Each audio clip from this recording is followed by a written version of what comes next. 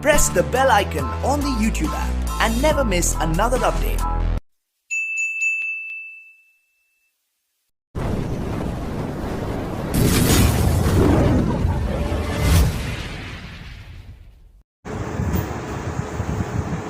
Each plate of parallel plate capacitor, each plates of a parallel plate capacitor has an area of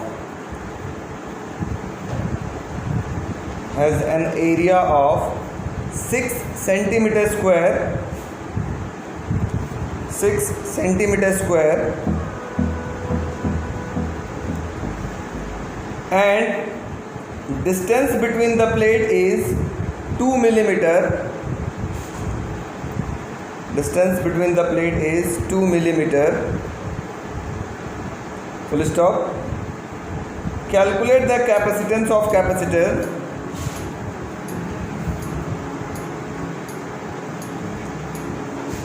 Calculate the capacitance of capacitor with air as a dielectric. With air as a dielectric. बहुत easy था question दे दिया, चलो ठीक है कोई बात नहीं, इसको भी लिख लो. With air as a dielectric, full stop. If this capacitor is connected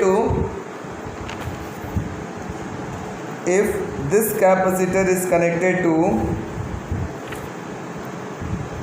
200 volt supply, 200 volt supply, what is the charge on each plate of capacitor? What is the charge on each plate of capacitor? Next question note करिएगा.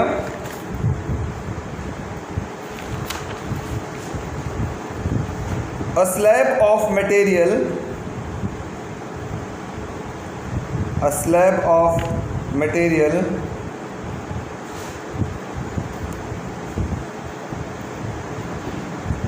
of dielectric constant capital K, dielectric constant K, has same area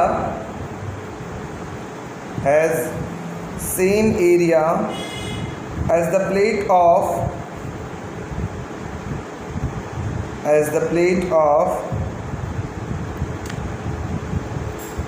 parallel plate capacitor,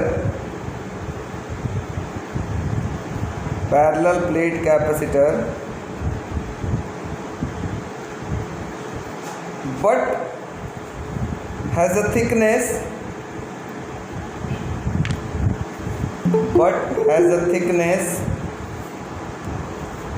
3d/4, small letter में D लिखिएगा, 3d/4, comma, where d is the separation of the plates, where small d. How is the capacitance change when the slab is inserted between the plates? When the slab is inserted between the plates.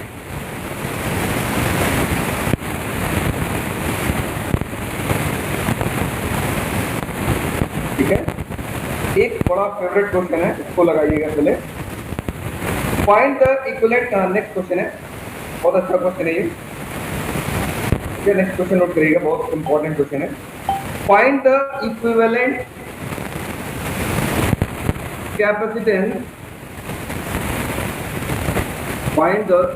capacitance between the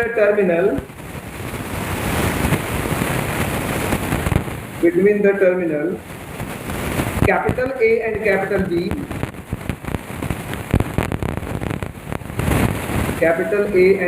B, in a given figure.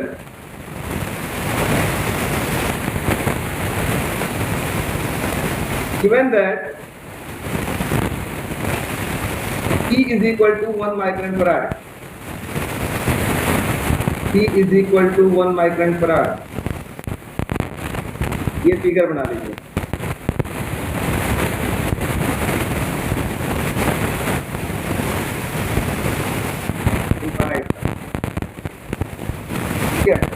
Figure बना लीजिए, फिर question तीनों लगा दो, उसके बाद बात करते हैं। क्वेश्चन को नोट कर लीजिए, फिगर बनाइए फटाफट। क्वेश्चन क्या था? A cube of side √3 metre, मतलब एक क्यूब है जिसका साइड है √3 मीटर, तो सभी साइड √3 मीटर होंगी, ठीक है। Has the charge 1 micron coulomb at each of its 8 vertices, ये 8 वर्टिसेस पे कितने कूलम का चार्ज रखा गया है? 1 माइक्रोन कूलम का रखा गया है। यहाँ भी 1 माइक्रोन कूलम, यहाँ भी 1 माइक्रोन कूलम, सभी वर्टिसेस पे 1 माइक्रोन कूलम का चार्ज रखा गया है। यहाँ भी 1 माइक्रोन कूलम, यहाँ भी 1 माइक्रोन कूलम, यहाँ भी 1 माइक्रोन कूलम और यहाँ भी 1 माइक्रोन कूलम, ठीक है। At each of its vertices, find the potential and electric field at the center of the cube, ठीक है। इस क्यूब के सेंटर पर इलेक्ट्रिक पोटेंशियल कितना होगा? तो सबसे पहले क्या करना है मैं आपको बताता हूँ, ध्यान सुनना। मतलब ये सेंटर कहीं यहाँ होगा, मतलब ये कॉर्नर पकड़ करके आप ऐसे एक डायगोनल खींचते हो और एक इधर से डायगोनल खींचते हो, यही कहीं सेंटर कहलाएगा, तो हम O बोल लेते हैं और ये दूरी को R बोल लेते हैं। तो ये R निकलेगा कैसे? ये R का मतलब सिर्फ यहां से यहां तक का दूरी, ये, ठीक है। निकलेगा कैसे समझो।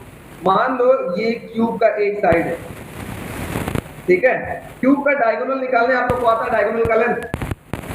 ये आप लोगों ने अभी अगर शायद आप में सॉलिड स्टेट है, क्या पढ़ रहे हैं? क्या नहीं है? निकल गया है, कोई बात नहीं। मैथ में भी आपने पढ़ा होगा क्यूब का डायगोनल का लेंथ निकालने का फॉर्मूला क्या होता है, या क्यूबॉइड का डायगोनल का लेंथ निकालने का फॉर्मूला होता है √में लेंथ का स्क्वायर प्लस ब्रेड्थ का स्क्वायर प्लस हाइट का स्क्वायर, है ना। तो यहाँ लेंथ भी ए है, साइड ए मान लो, ब्रेड्थ भी ए है, हाइट भी ए है, क्योंकि स्क्वायर में सभी साइड क्या होता है? सेम होता है। तो क्या लिख सकते हो? √में 3a²। तो डायगोनल का लेंथ कितना हो गया? √में 3 इंटू ए। और ए क्या मतलब है? ए मतलब इसकी साइड, की साइड कितनी हो गई? मतलब डायगोनल का लेंथ कितना हो गया? √3 इंटू 3, ये हो गया 3, है ना। अब ये आधा दूरी कितना होगा ये बताओ। ये R तो आधा है, R की वैल्यू क्या होगी?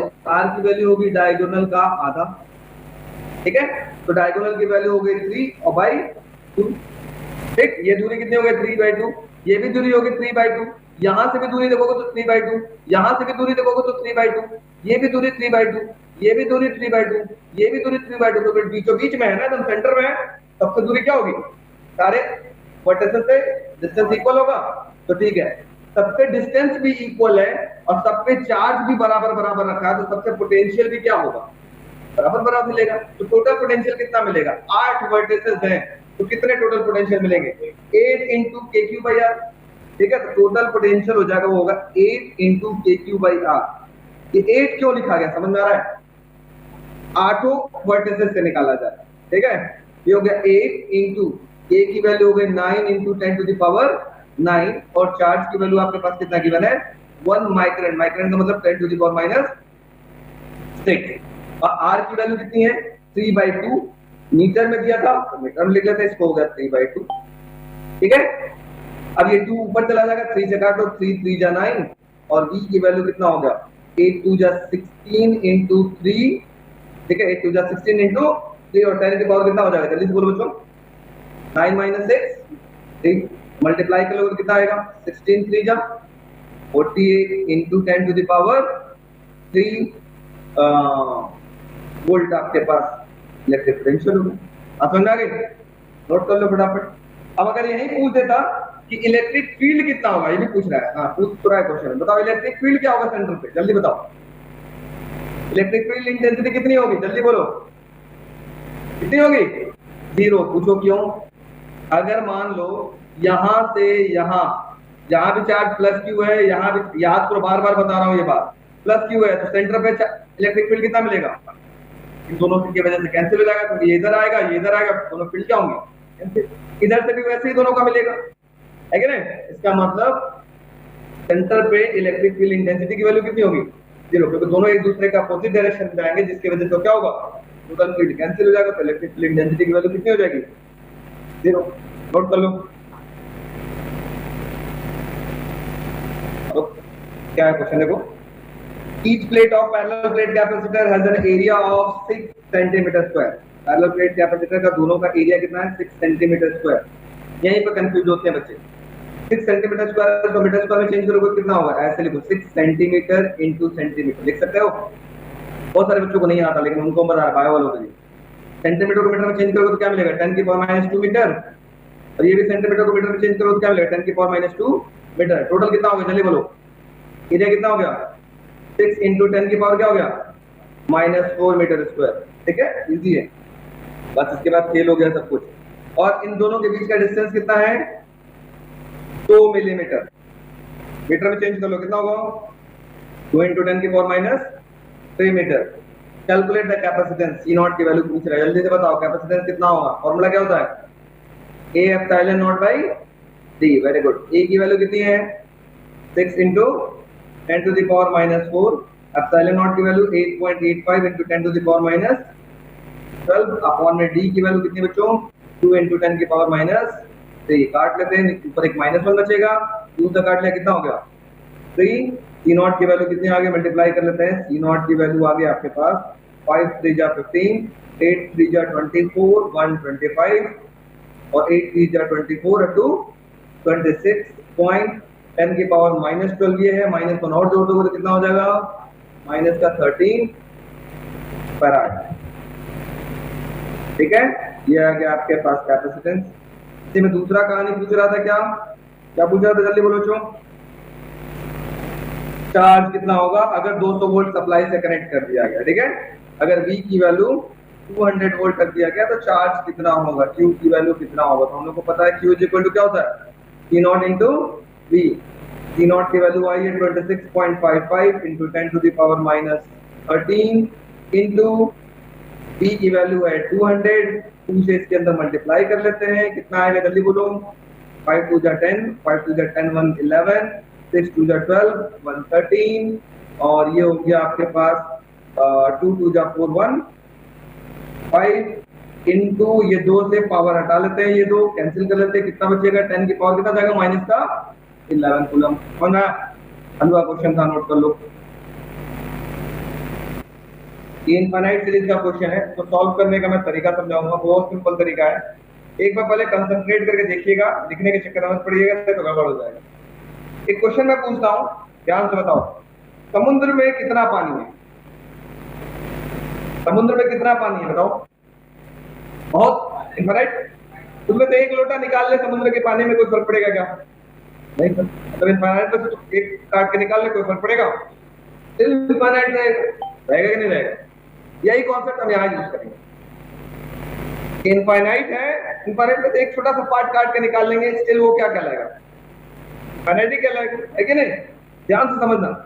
तो मान लो ये इनफाइनाइट सीरीज है, इसका AB के अक्रॉस में टोटल कैपेसिटेंस मान लेते हैं वो X आ. सुनो, कहानी यहीं पे. इनफाइनाइट सीरीज था, ठीक. AB के अक्रॉस में इसका क्या बोला? टोटल कैपेसिटेंस कितना आ गया? X मान लिया कि मान लो ये इनफाइनाइट सीरीज का ये टोटल कैपेसिटेंस X होगा. ठीक है, चलो हो गया सर. अब मैं इसी फिगर को फिर से एक बार और बनाता हूं. देखना आप, खेल होगा इस फिगर में. अब होगा खेल.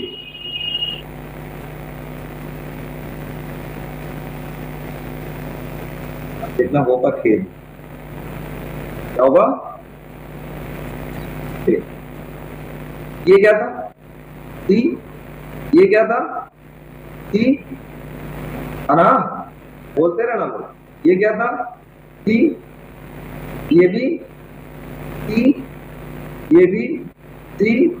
ये भी C. Dot dot dot dot dot infinite. ऐसा था क्या? यस नो वीडियो वालों. ये था A और ये था B. इसके क्रॉस में हमने माना टोटल कैपेसिटेंस आ गया X. सर आप एक ही फिगर को दोबारा क्यों बना दिया? अच्छा नहीं लग रहा है. ठीक है, फिगर को दोबारा बना दिया. ठीक है, बोलो कोई दिक्कत वीडियो वाले बच्चों? Yes no? No sir. अब दिक्कत दे रहा हूं. मैं क्या किया, इतना पोर्शन काट करके निकाल लिया. लो काट. मैं पोर्शन काट करके निकाल लिया और फिर आगे ऐसे हमने बना लिया, मान लो ये ऐसे हो गया, ये ऐसे हो गया। क्या ये फिगर इस फिगर जैसा दिख रहा है कि नहीं? दिख रहा है? तो इसका टोटल कैपेसिटेंस कितना होगा? एक्स होगा, क्योंकि इनफाइनाइट सीरीज ये भी है, इसका भी टोटल कैपेसिटेंस कितना होगा? एक्स होगा। ठीक है, मतलब इस पूरे फिगर में से मैंने क्या काटा? आप बताओ। इस पूरे फिगर में से मैंने एक्स काट के निकाल दिया, ये एक्स, यही तो काटा। ये बात समझिए, एक जैसा फिगर था, उसमें से ये एक्स वाला पोर्शन काट करके हमने बाहर निकाल दिया, इधर वाला एक्स को अलग कर दिया। क्लियर हो गई मेरी बात? एकदम सिंपल सा फंडा, समझ में आ गया होगा। ठीक, अगर नहीं समझ में आया तो फिर से बताएं। अभी भी नहीं आया? आ गया ना? नहीं आया? आ गया। चलो अभी पहले काटना सिखाते हैं, फिर सॉल्व करना सिखाएंगे। एक और फिगर देखते हैं इसी टाइप का, उसको कहां से काटा जाएगा आप लोग बताएंगे। एक जैसा फिगर दिखना चाहिए, ऐसा है ये ऐसा है।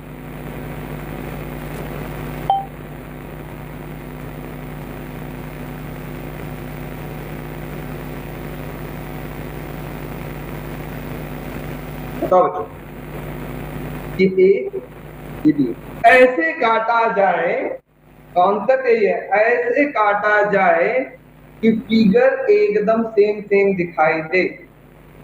कटने से पहले का फिगर, जैसे देखो यहां पर, यहां देखो, ये काटने से पहले का फिगर और काटने के बाद का फिगर दोनों सेम सेम दिख रहा है कि नहीं? तो ऐसे काटना है आपको, ऐसे तोड़ना है इस फिगर को कि कटने के बाद और कटने से पहले दोनों कैसे दिखाई दे? सेम सेम दिखाई दे। यही कॉन्सेप्ट है, ये सीख गया तो पूरा कहानी खत्म। देखो अब इसको क्या किया जाए कि सेम सेम दिखाई दे? कहां से ये फिगर सेम दिखाई दे रहा है? इसको अगर छोड़ दिया जाए, इधर वाले को सिर्फ भूल जाया जाए, तो ये फिगर कुछ ऐसा दिखाई दे रहा है। इस वाले को भूल जाओ, इस वाले को भूल जाओ, ए इसको भूल जाओ। इसके आगे का फिगर देखो कुछ ऐसा दिखाई दे रहा है क्या?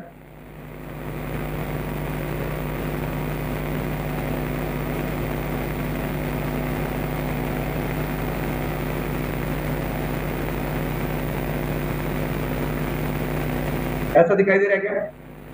अब यहां से अगर मैं काट दूं, ये वाला पोर्शन काट करके निकाल दूं, तो ऐसे फिर से दिखाई देगा क्या? देखो इस वाले को तो भी रहने दो, इस वाला है अपना जगह पे, ये पड़ा हुआ है, ठीक है, इसको रहने दो। ऐसे देखो, ये ऐसे निकल गया, ये ऐसे, ये वाला ऐसे हो गया, यहाँ पे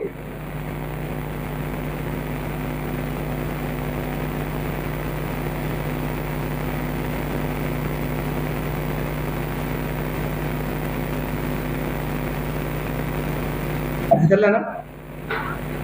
अब देखो कटने के बाद और कटने से पहले ये दो फिगर सेम है कि नहीं? सेम है ना? इसको भूल जाना, इसको बाद में लगाएंगे, जोड़ेंगे, यहाँ पे ये हो जाएगा एक्स, तो आप टोटल एक्स मान लेना, ये हो जाएगा एक्स। ये भी टोटल इसका क्या था? सॉल्व करने का तरीका। काटना आपको बस सिखा रहा हूँ, अभी सॉल्व कैसे करना है वो भी सिखा देता हूँ। दोस्तों सॉल्व कैसे करना है, एक सॉल्व करते उसके बाद और सिखाते हैं। ये समझ में आया कैसे हुआ? वीडियो वाले बच्चों, मैंने क्या किया, ये पूरे इनफाइनाइट में से ये पोर्शन काट करके निकाले, यहां से मैं कर दिया कट करके बाहर। इधर भी ऐसा फिगर हो गया, मतलब हमने x इधर कर दिया, x इधर कर दिया, इसका मतलब इसमें से क्या काट के निकाला है? x पोर्शन काट के निकाला। ठीक, अब ये दोनों किसमें दिखाई दे रहे हैं? देखो c और x किसमें दिखाई दे रहे हैं? पैरेलल। तो आप इसको सॉल्व करते हैं, तो आप CP स्टेप 1 करते हैं, स्टेप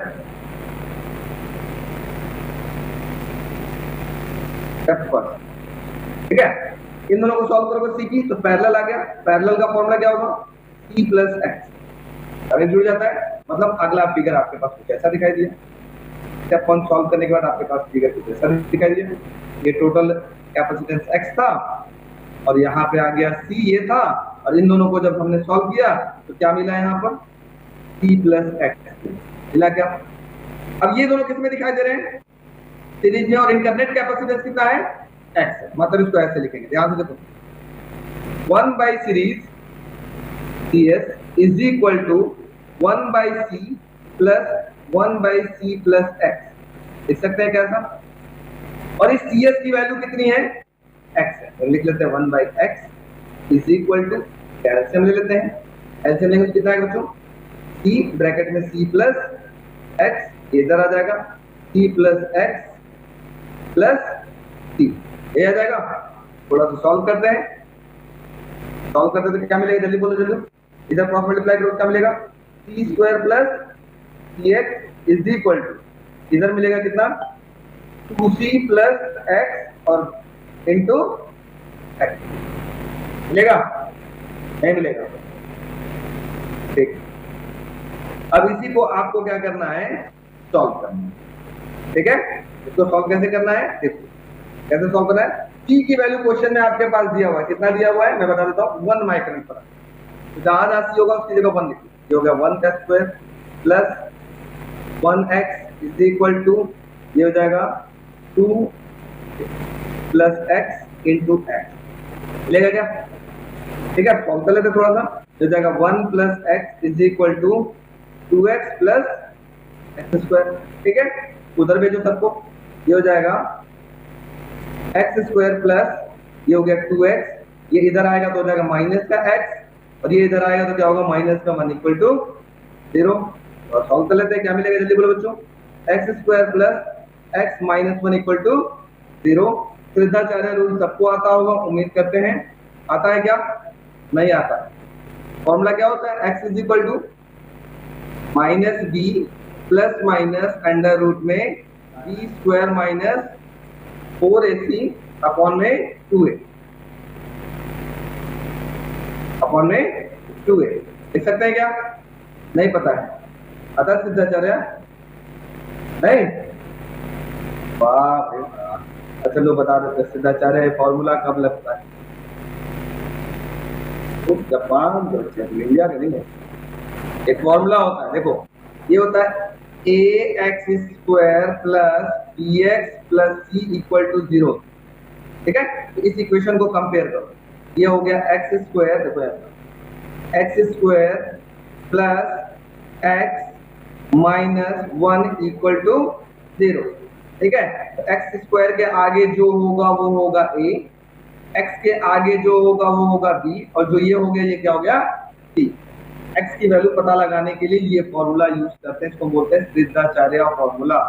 ये बहुत इंपॉर्टेंट फॉर्मूला है, 10th में बहुत यूज हुआ होगा, भयंकर है ना, पूरी 10th यूज हुआ होगा, 10th में तो क्वाड्रेटिक इक्वेशन में। तो देखो x की वैल्यू कैसे निकलेगा, बताओ बच्चों, b की वैल्यू क्या है, यहाँ b की वैल्यू क्या दिख रहा है, b की जगह 1 प्लस माइनस अंडर रूट में b स्क्वायर का मतलब 1 का स्क्वायर माइनस 4 इंटू a की जगह क्या दिख रहा है, a की जगह पे 1, c की जगह क्या दिख रहा है -1, अपॉन में क्या है बच्चों 2 इंटू a की वैल्यू कितना है, x इज इक्वल टू क्या मिला -1 प्लस माइनस अंडर रूट में कितना हो जाएगा, ये माइनस माइनस प्लस 4 हो जाएगा, +4 + 1 कितना हो गया 5, अपॉन में 2।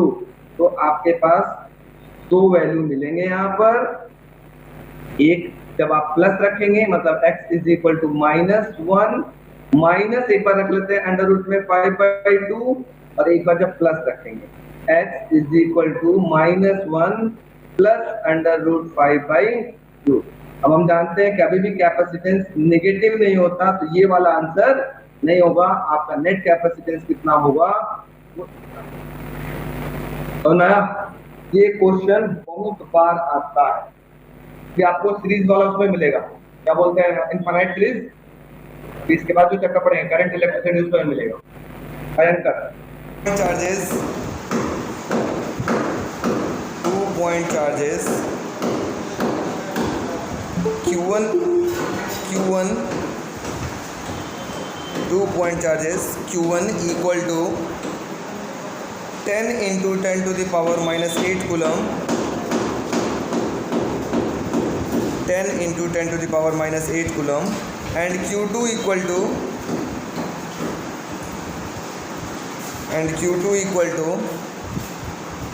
-2 into 10 to the power -8 coulomb,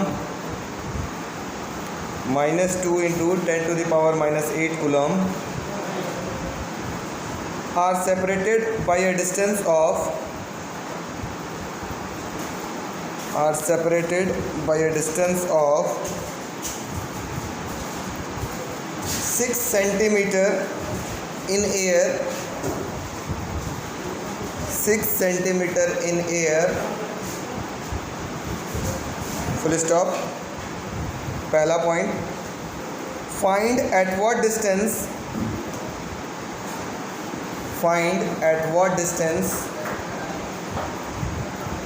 from the first charge q1,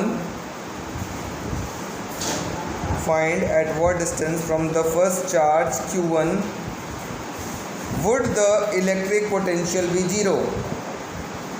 Would the electric potential be zero? Would the electric potential be zero? Second question इसी में लिख लीजिएगा, इसी में part second. Also calculate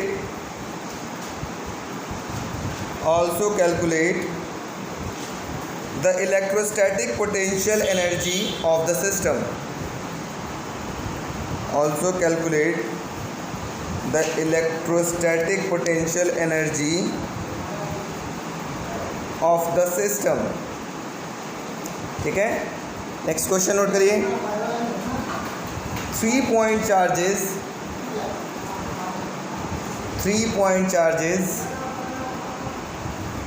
are arranged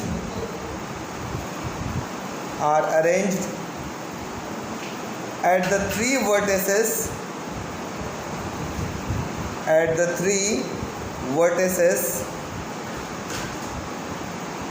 of a triangle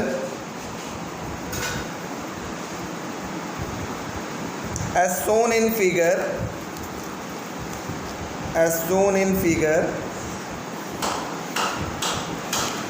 Full stop. Calculate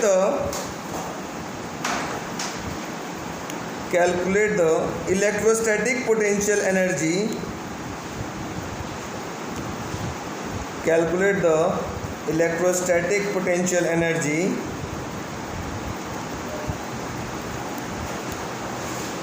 of the system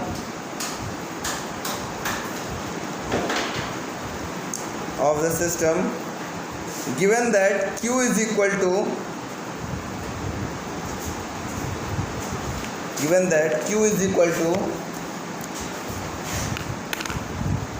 3 into 10 to the power minus 7 coulomb. 3 into 10 to the power minus 7 coulomb.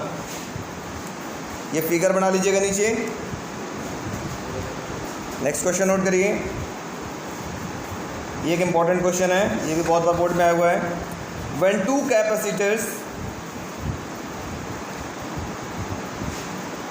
capacitors of capacitance C1 and C2 are connected in series,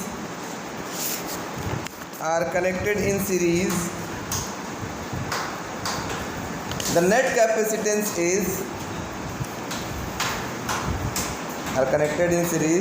the net capacitance is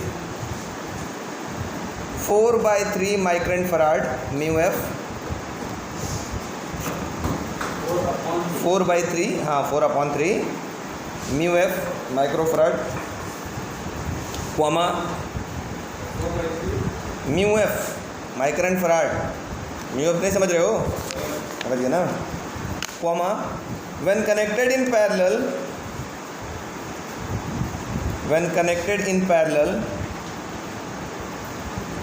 its value is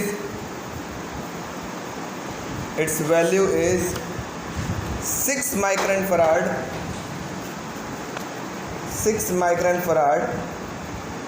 Calculate the value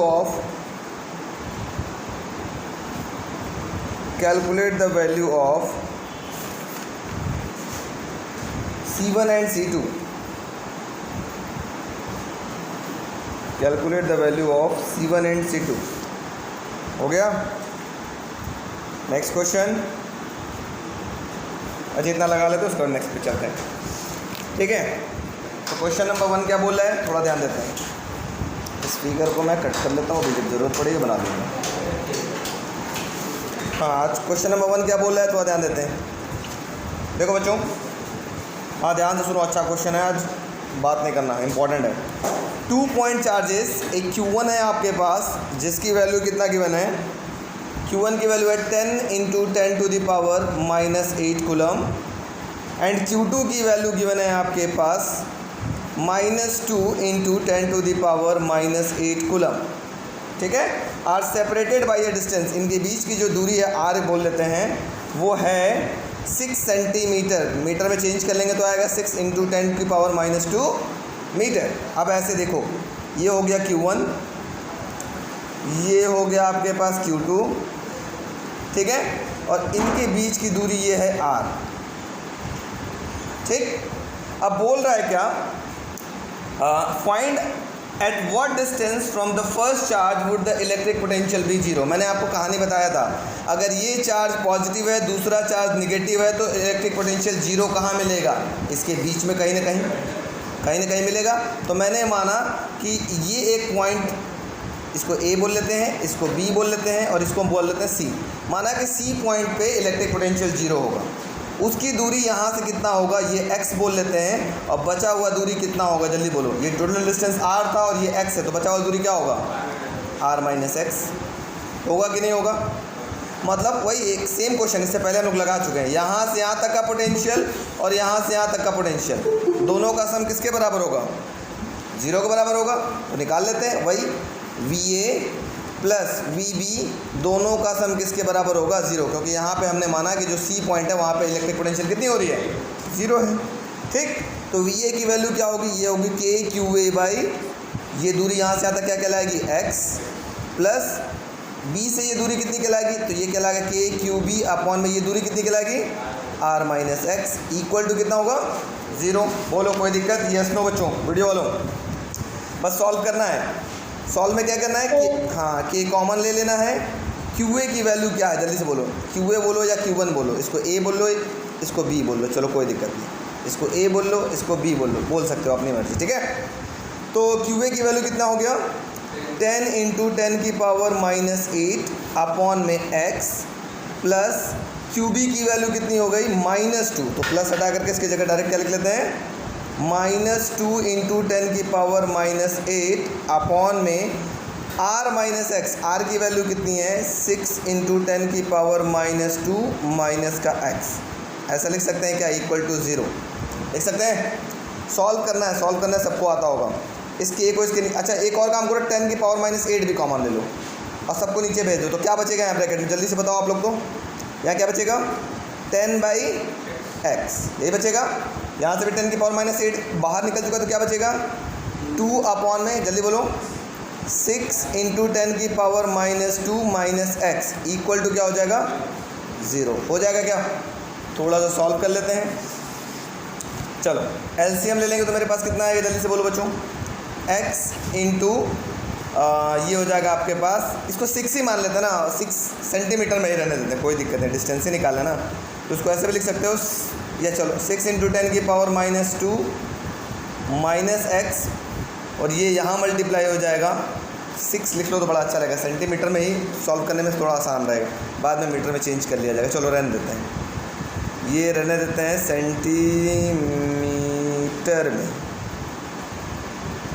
चलो छोड़, जाम करने से अच्छा है, चलो ठीक है। अब इसको इधर मल्टीप्लाई करो, कितना आएगा, ये आएगा 6 × 10⁻2 एलसीएम ले रहे हैं, ठीक है, माइनस x, कहाँ गया भाई, क्या हुआ, ये इधर जाएगा तो आएगा 10 × 6 × 10⁻2 माइनस x माइनस, और ये इधर चला जाएगा तो क्या आएगा, 2x इक्वल टू क्या हो गया, 0। ये इधर क्रॉस मल्टीप्लाई करोगे तो सबकी वैल्यू क्या हो गई, ये 0, तो बचा कितना, देखो ये हो गया 60 × 10⁻2 minus 10x minus 2x equal to क्या हो गया, 0। सॉल्व कर लो, ये हो गया 60 × 10⁻2 इक्वल टू कितना हो गया, 12x, x बराबर कितना हो गया, जल्दी बोलो, 60 × 10⁻2 अपॉन में 12, 5 टाइम कट गया, तो x की वैल्यू कितनी हो गई, 5 इंटू 10⁻⁻2 मीटर के डिस्टेंस पे इलेक्ट्रिक पोटेंशियल क्या होगा, 0 होगा। ठीक है, अब जो क्वेश्चन इसमें था वो बड़ा दमदार है। इसका सेकंड पार्ट पूछ रहा है कि इसका इलेक्ट्रिक पोटेंशियल एनर्जी कितना होगा। इलेक्ट्रिक पोटेंशियल का फॉर्मूला होता है V is equal to W/Q0, लेकिन अगर आपसे इलेक्ट्रिक पोटेंशियल एनर्जी पूछे तो आपको क्या निकालना है, W निकालना है। एनर्जी का मतलब W, वर्क, तो W निकालना है। W इक्वल टू क्या होगा, V इंटू Q0। और V की वैल्यू क्या होती है, जल्दी से बताओ। V बराबर आप लोग जानते हो क्या होता है, V इज इक्वल टू क्या होता है, KQ/R, होता है कि नहीं होता है। इस V की जगह पुट कर लो KQ/R और एक Q0 था। ठीक है, सॉल्व कर लो। K की वैल्यू हो गई 9 इंटू 10⁹, Q की वैल्यू एक गिवन है, दोनों Q गिवन है, एक को Q बोल लो, एक को Q0 बोल लो। एक हो जाएगा 10 इंटू 10⁻8, 10 इंटू 10⁻8, और दूसरा जो आपके पास हो जाएगा वो हो जाएगा -2 इंटू 10⁻8, -2 इंटू 10⁻8 अपॉन में इनके बीच का डिस्टेंस, दोनों चार्ज के बीच का डिस्टेंस कितना था, जल्दी बोलो। ये था, यही था ना, 6 इंटू 10⁻2, 6 इंटू 10⁻2। अब काटना पीटना आप लोग बहुत अच्छे से जानते हैं। काट पीट लोगे कि काटें, बोलो काटें। अब मैं को काटना पड़ेगा। 3 2 जा 6, 3 3 जा 9, 2 से ये 2 कैंसिल, बचा कितना, -3 बचा। ये वाला माइनस आ गया इधर, -3। 10 की पावर कितना हो जाएगा, जल्दी बताओ। ये हो गया 8 8 16, और ये 9 2 11, 16 में से 11 गया, कितना बचेगा, -5 इंटू 10 की पावर क्या हो गया, -5 जूल। इतना इलेक्ट्रोस्टैटिक पोटेंशियल एनर्जी लगेगा। बात समझ में आ गई, सॉल्व कर लो। -5 ही बचेगा ना जी। ये हो गया 8 8 16 और 9 2 11, ठीक है, 11 नोट करो। ठीक है, इसको तो एडिट कर लीजिएगा। ये होगा 10 की पावर -4, क्योंकि यहाँ पे एक 10 भी है ना। हो गया सबका, चलो। एक ही बच्ची लगाती है, बाकी सब बतियाते रहते हैं, लग रहा है लगाने मन नहीं लगता इनसे, होगा है ना जी। अगला क्वेश्चन भी एक अच्छा क्वेश्चन है, बहुत दमदार क्वेश्चन, ध्यान दीजिएगा। 3 point charges are arrange at the vertices of a triangle as shown in figure. ठीक है, जैसा कि फिगर मेरे पास आ जाए, आ गया, बुलाते ही आ गया। इसके ये इक्विलेटरल ट्रायंगल है। इक्विलेटरल ट्रायंगल इसका मतलब आपको पता होगा कि ये तीनों साइड्स आपस में क्या होंगे, इक्वल होंगे, तीनों एंगल इक्वल होंगे। Calculate the electrostatic potential energy of the system. इस पूरे सिस्टम का इलेक्ट्रोस्टैटिक पोटेंशियल एनर्जी कितना होगा वो निकालना है। तो अभी हमने बताया था इलेक्ट्रोस्टैटिक पोटेंशियल एनर्जी का फॉर्मूला क्या था, जल्दी से बताओ। K Q1 Q2 अपॉन में क्या था, R, यही था ना।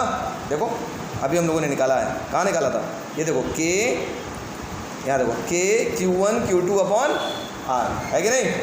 तो बस रख लेते हैं K Q1 Q2 upon R। अब देखो टोटल आपको इलेक्ट्रोस्टैटिक पोटेंशियल एनर्जी निकालना है। ठीक है, टोटल पोटेंशियल एनर्जी कैसे निकलेगा, पहले इसको बोल लेना A, इसको बोल लेना B, इसको बोल लेना C। सबसे पहले जो एनर्जी निकालेंगे वो निकालेंगे AB के अलॉन्ग में, प्लस पोटेंशियल एनर्जी BC के अलॉन्ग में, प्लस पोटेंशियल एनर्जी CA के अलॉन्ग में। सबको जोड़ देंगे तो हमको टोटल पोटेंशियल एनर्जी पता चल जाएगा। तो कैसे निकलेगा, W is equal to K, AB का पहले बात करें, A और B का, तो इसमें Q1 हो जाएगा -4Q, और दूसरा चार्ज हो जाएगा Q अपॉन में इनके बीच की दूरी क्या है, R। ठीक, प्लस BC का अलॉन्ग निकालते हैं, ये B और C, जल्दी से बताओ। ये हो जाएगा K, एक चार्ज हो गया आपके पास Q, दूसरा चार्ज हो गया 2Q अपॉन में इनके बीच की दूरी भी R हो जाएगा। 2 मिनट रुक जाओ ना। तीसरा आपके पास हो जाएगा CA के लॉन्ग में। CA के लॉन्ग बताओ, इनके लॉन्ग में कितना होगा, जल्दी बोलो। K चार्ज क्या क्या होगा, -4Q, और दूसरा चार्ज क्या होगा 2Q अपॉन में R। लिख सकते हैं कि नहीं लिख सकते हैं, लिख सकते हैं। इनमें से कॉमन क्या दिखाई दे रहा है, सब लोग बताओ तो जल्दी से। इनमें से कॉमन क्या दिखाई दे रहा है, नहीं सोच के बताओ। KQ²/R। अरे यहाँ मल्टीप्लाई करोगे तो Q² यहाँ भी हो जाएगा, Q² यहाँ भी हो जाएगा, Q² यहाँ भी हो जाएगा, होगा ना। अब ब्रैकेट में क्या बचेगा, जल्दी से बताओ। यहाँ बचेगा -4, यहाँ क्या बचेगा, सिर्फ 2 बचेगा। यहाँ क्या बचेगा, -8। यही बचेगा। चलो बस रख लो। k की वैल्यू कितनी होगी, सॉल्व कर लेते हैं। w is equal to k की वैल्यू होगी 9 into 10 to the power 9। q की वैल्यू कितना क्वेश्चन में दिया था, जल्दी से बताओ तो। 3 into 10 to the power minus 7, 3 into 10 to the power minus 7 का होल स्क्वायर अपॉन में इनके बीच का जो डिस्टेंस है वो बोल रहा था 0.3 मीटर है, तो 0.3 और ये कितना हो जाएगा, मल्टीप्लाई करो। ये हो गया 8 4 12 में से 2 गया -10, -10। इसको जब हम लोगों ने सॉल्व किया तो w की वैल्यू कितनी आ गई, w की वैल्यू आ गई माइनस का 2.7 into 10 to the power -2 joule. बात समझ में आई, क्लियर हुआ? नोट करो फटाफट। हाँ सॉल्व हो गया, और क्या करना था, बहुत इजी क्वेश्चन है, बस दिमाग लगाना थोड़ा। नेक्स्ट क्वेश्चन देखते हैं। When two capacitor of capacitance C1 C2 are connected in series, बहुत अच्छा क्वेश्चन, लाजवाब क्वेश्चन, ध्यान से देखना, समझ में नहीं आता लेकिन प्रयास करेंगे हम लोग। दो कैपेसिटर है C1 और C2, ठीक है, C1 और C2। जब ये सीरीज में कनेक्टेड है तो इनका जो नेट कैपेसिटेंस है, मतलब CS की वैल्यू जो गिवन है वो है 4/3 माइक्रोन फराड, ठीक है, समझिएगा भी। और जब इनको पैरेलल में कनेक्ट कर दिया गया, मतलब इस प्रकार से, ये हो गया C1 इधर और C2 इधर, ऐसे कनेक्ट कर दिया गया, तो इनका नेट कैपेसिटेंस कितना आ गया, वो आ रहा है आपके पास 6 माइक्रोन फराड। तो पूछ रहा है बताइए C1 और C2 की वैल्यू कितनी होगी, ठीक है, बहुत सिंपल है, आसान क्वेश्चन है, लेकिन थोड़ा सा दिमाग लगाना होगा। तो चलो बच्चों हम लोग बात करते हैं, अगर ये दो पैरेलल में कनेक्टेड हैं तो फॉर्मूला क्या होगा, CP इक्वल टू क्या होगा, C1 प्लस C2, यही तो होगा। और CP की वैल्यू कितना गिवन है, 6 माइक्रोन है, तो 10 की पावर -6 बाद में लिख लिया जाएगा, बस अभी हम 6 लेके चलता है, ठीक है। 6 equal to C1 plus C2, इसको इक्वेशन नंबर हम 1 बोल लेते हैं। कोई तकलीफ, यस नो? वीडियो वालों बच्चों कोई तकलीफ? No sir. अगर यही सीरीज में है तो फॉर्मूला क्या होगा, 1/CS इक्वल टू क्या होता है, 1/C1 प्लस 1/C2 होता है कि नहीं होता है। तो 1/CS की वैल्यू कितनी है, 4/3 इक्वल टू एलसीएम ले लेते हैं, क्या मिलेगा, C1 C2 और ये आ जाएगा C1 प्लस C2, ऐसे आएगा क्या? हाँ थोड़ा ध्यान से समझना, अभी बहुत बेहतरीन सा क्वेश्चन है, प्यारा सा नन्ना मुन्ना। अब देखो ये ऊपर चला गया तो ये हो गया 3/4 equal to C1 plus C2 upon में C1 C2, होगा क्या वीडियो वाले बच्चों, होगा क्या, यस नो? बोलो भाई। अभी हम लोगों ने देखा ये C1 प्लस C2 की वैल्यू कितनी आई है, 6, तो क्या इस C1 प्लस C2 की जगह 6 लिख सकते हैं? समझिएगा, बहुत अच्छा क्वेश्चन है, टेक्निकल बहुत बेहतरीन। ये हो गया 6 अपॉन में C1 C2। हाँ हम लोग जानते हैं, लिखेंगे फ्रॉम फर्स्ट से हमको क्या मिला, C1 plus C2 equal to 6, C1 plus C2 equal to 6 लिख लिया, काट लिया, 3 1 जा 3, 3 2 जा 6, C1 C2 की वैल्यू कितनी हो गई, 4 2 जा कितना हो गया, 8। इक्वेशन नंबर इसको क्या बोल सकते हैं, सेकंड। कोई तकलीफ बच्चों, वीडियो वाला बोलो यस नो? नो? अब तकलीफ दूंगा, ध्यान से देखना, समझ में नहीं आता है, अब बहुत तकलीफ वाली बात होगी। क्या मैं इसको ऐसे लिख सकता हूँ, C1 माइनस C2 का होल स्क्वायर को मैं ऐसे लिख सकता हूँ, थोड़ा समझिएगा, C1 प्लस C2 का होल स्क्वायर माइनस का 4C1 C2। सर कैसे लिख सकते हैं सर, समझा देते तो बड़ा अच्छा होता, समझा देते हैं। देखो C1 माइनस C2 का होल स्क्वायर सॉल्व करोगे तो क्या होगा, जल्दी से बताओ। C1 माइनस C2 का होल स्क्वायर सॉल्व करोगे तो क्या होगा, जल्दी बोलो। C1 का स्क्वायर प्लस C2 का square minus twice of C1 C2 आएगा क्या, यस नो? ठीक है, अब इधर वाले को सॉल्व कर लेते हैं। अगर ये दोनों आपस में बराबर आ गया, इसका मतलब लिख सकते हैं ऐसा। इसको सॉल्व करो, क्या होगा, ये क्लास 10 में आपने पढ़ा था, क्वाड्रेटिक इक्वेशन में ऐसे हम लोग करते थे बहुत। इसको सॉल्व करो तो क्या होगा, C1 प्लस C2 का होल स्क्वायर कितना आएगा, जल्दी बोलो। C1 का स्क्वायर प्लस C2 का square plus twice of C1 C2 minus, ये तो इसका हो गया, माइनस क्या होगा 4C1 C2।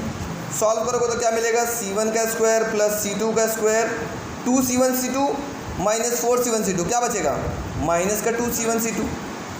देखो ये और ये दोनों आपस में बराबर है क्या? इसका मतलब ये इसको ऐसे लिख सकते हैं क्या?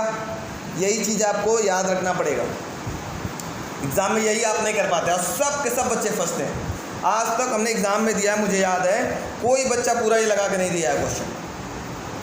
बहुत लंबा चौड़ा लेके जाते हैं, सब क्वाड्रेटिक इक्वेशन बनाएंगे तो फिर वो सिद्धाचार्य या फॉर्मूला लगाएंगे। कभी एग्जैक्ट आंसर किसी का आज तक नहीं आया है, आज तक का मैं रिकॉर्ड बता रहा हूँ। क्यों? क्योंकि ये रूल ये नहीं जानते, ये चीज़ नहीं जानते, ये मैंने जो सिखाया आपको, ठीक है? तो ये गलती ना हो। जितना भी हमने एग्ज़ाम लिया है आज तक, जितनी पेपर बनाया, हर में ये क्वेश्चन जरूर देता हूँ, मेरा फेवरेट है, ज़रूर लूँगा। और ये गारंटी है कि बच्चे, अभी हम बता दिए ना, उसके बाद भी नहीं लगा पाते हैं, भूल जाते हैं, खा पी के बचा देते हैं, तो भूलना नहीं चाहिए। तो चलो अब देखो ध्यान से कैसे लगेगा।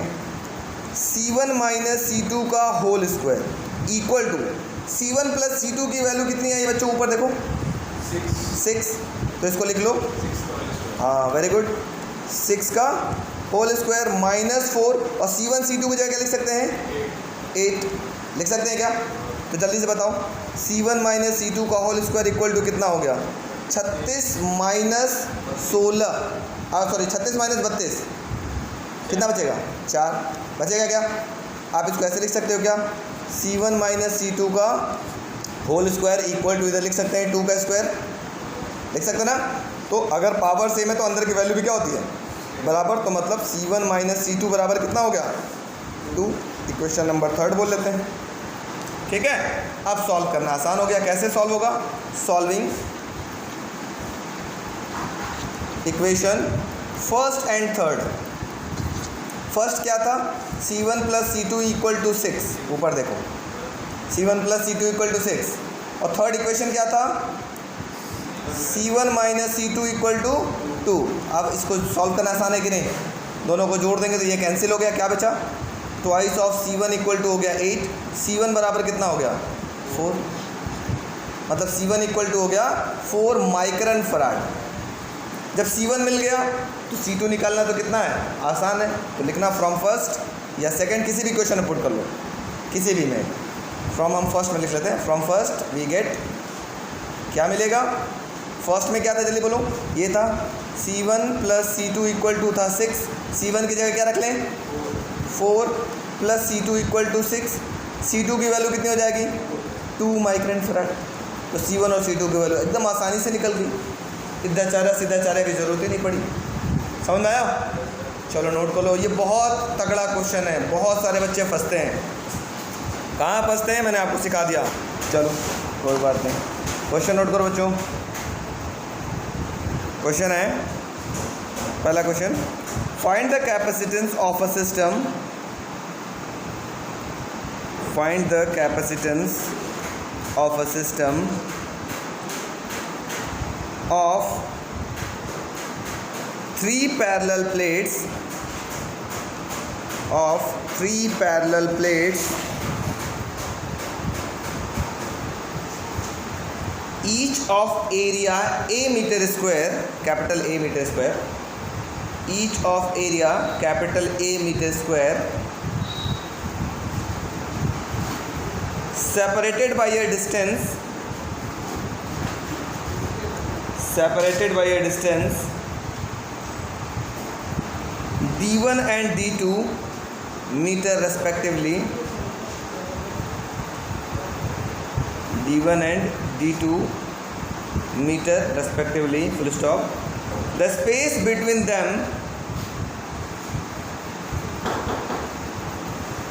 the space between them is filled with, the space between them is filled with dielectric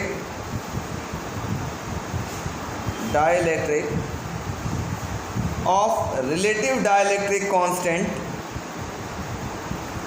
of relative dielectric constant K1 and K2, K1 and K2, full stop. The dielectric constant of free space is, the dielectric constant of free space is epsilon not is epsilon not. हो गया। Question number next, a capacitor is filled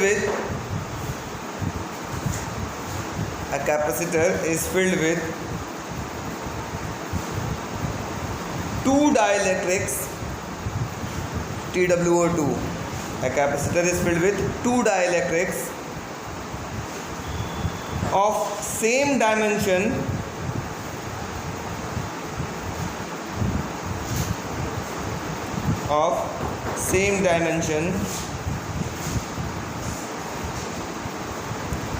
but of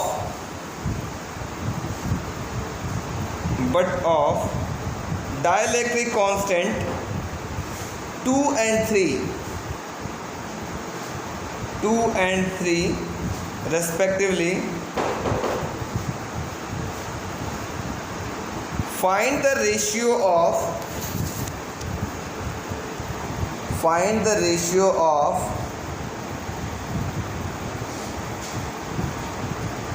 the capacitance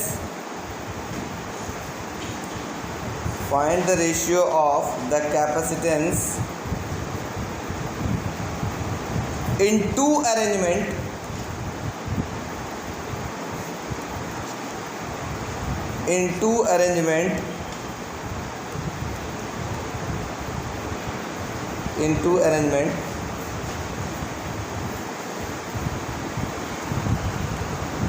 as shown in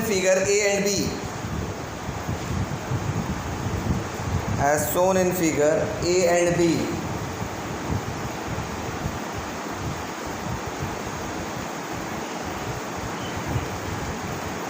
figure बना लीजिएगा।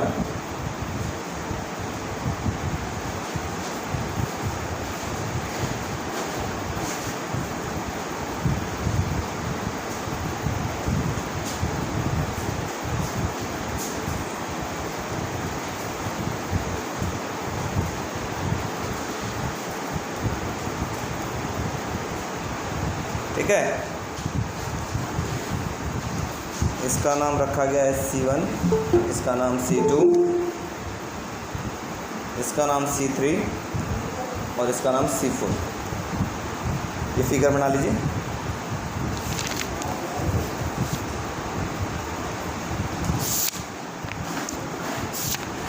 ठीक है,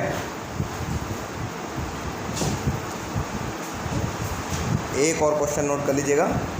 ये 3 question बहुत दमदार question है। ठीक है, तीनों अच्छे क्वेश्चन हैं। इसको पहले फिगर बना लीजिए, तीसरा क्वेश्चन बताते हैं।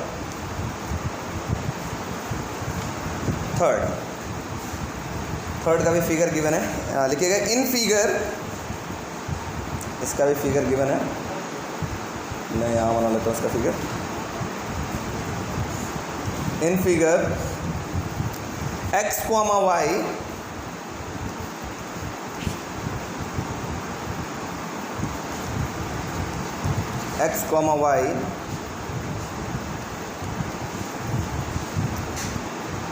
represents parallel plate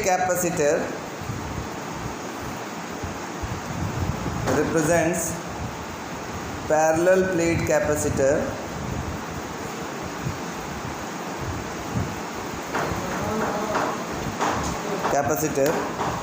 having the same area of plates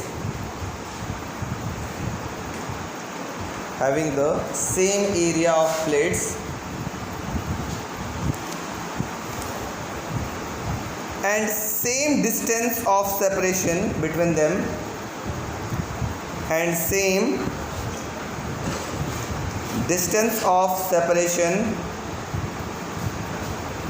between them full stop. What is the relation between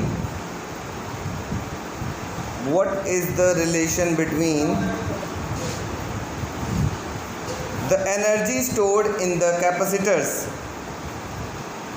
What is the relation between the energy stored in the capacitors?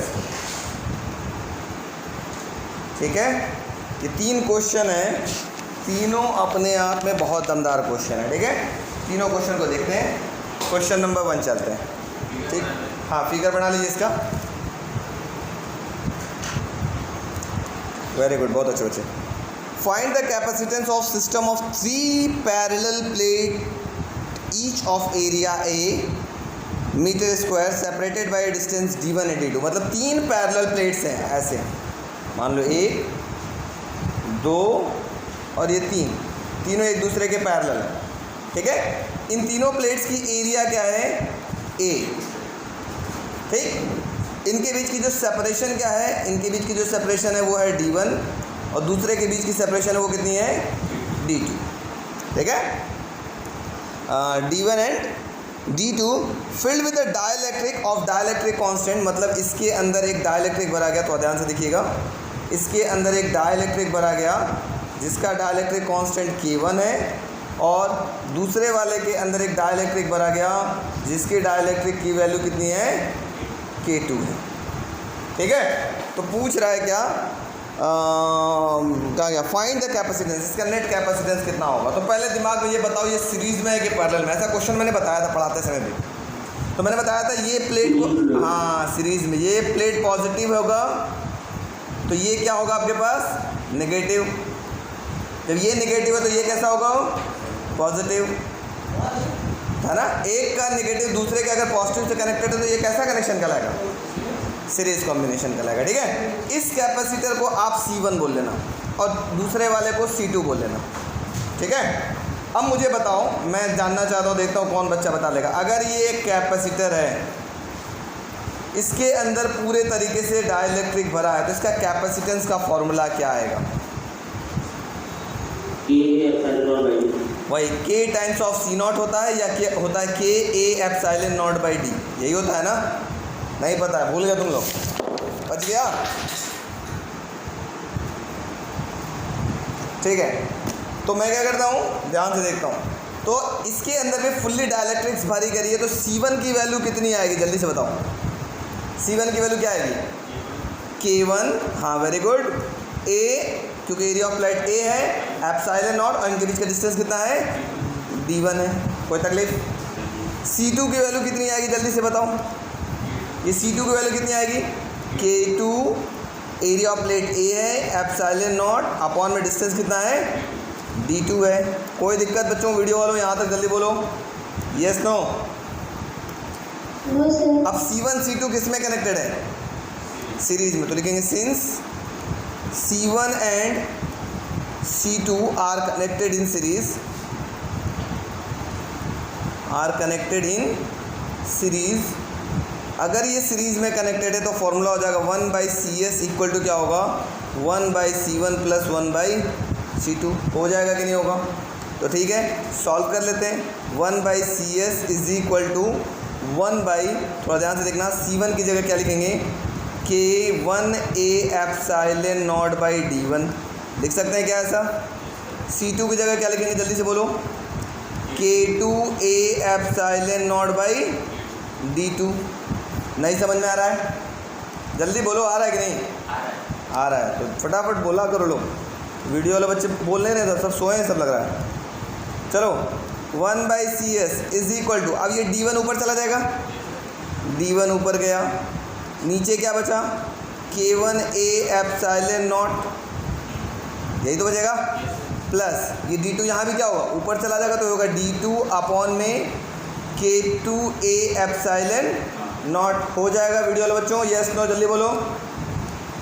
तो 1/CS equal to कितना होगा, थोड़ा सा LCM ले लेते हैं, LCM लेने सबको आता होगा, और कॉमन भी ले लेते हैं, इसमें से कॉमन क्या ले लेंगे, 1/A एप्सिलॉन नॉट, ब्रैकेट में क्या बचेगा, D1/K1 प्लस D2/K2, बचेगा क्या, एलसीएम ले लेते हैं, 1/CS इज इक्वल टू होगा 1/A एप्सिलॉन नॉट, एलसीएम लेंगे तो मुझे मिलेगा K1 K2, ये इधर मल्टीप्लाई हो जाएगा तो होगा D1 K2 plus D2 K1, आ गया क्या।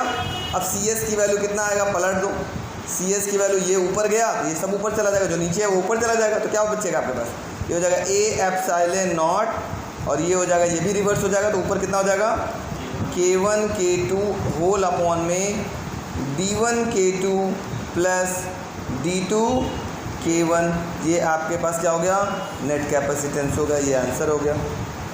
बात समझ में आई? Yes no? वीडियो वालों चलो छापो फटाफट। क्वेश्चन सेकंड बात करते हैं। A capacitor is filled with to dielectric of same dimension, same dimension का मतलब एरिया ऑफ प्लेट दोनों का सेम है, ठीक है।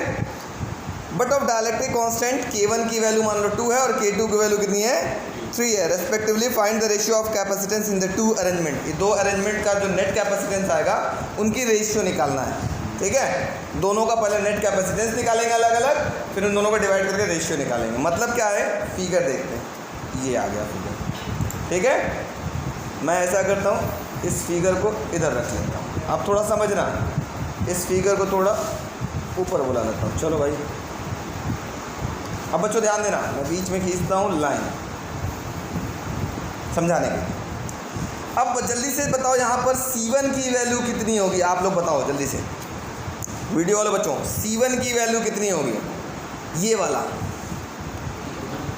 K1, very good, A epsilon not by, या दूरी कितनी हो जाएगी, D/2 हो जाएगी ना, तो हो जाएगा नीचे D/2। मतलब क्या मिल गया, जल्दी से बोलो, ये 2 ऊपर चला जाएगा तो हो जाएगा 2K1 A epsilon not by D, मिल गया। C2 कितना होगा, जल्दी से बता दो, यहीं से देखो, ये वाला C2 कितना होगा, जल्दी से बोलो, ये भी दूरी कितना होगा, D/2। C2 की वैल्यू कितनी होगी, जल्दी बोल दो बच्चों।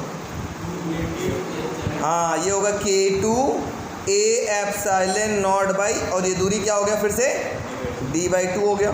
तो कितना हो जाएगा, जल्दी बोलो, 2K2 A epsilon not by D हो गया।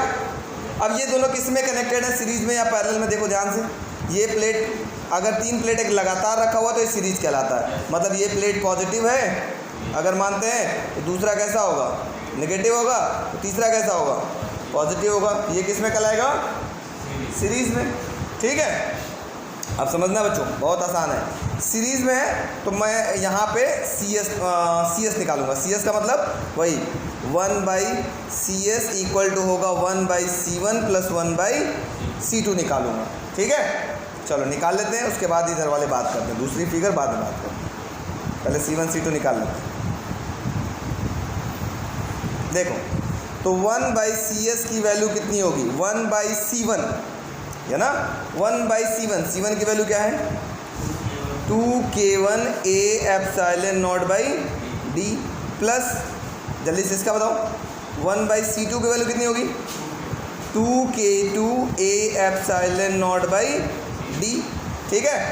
क्या करेंगे, जल्दी से बोलो, 1/CS, D ऊपर चला जाएगा और कॉमन भी ले लेते हैं, ले लें, क्या क्या कॉमन ले सकते हैं।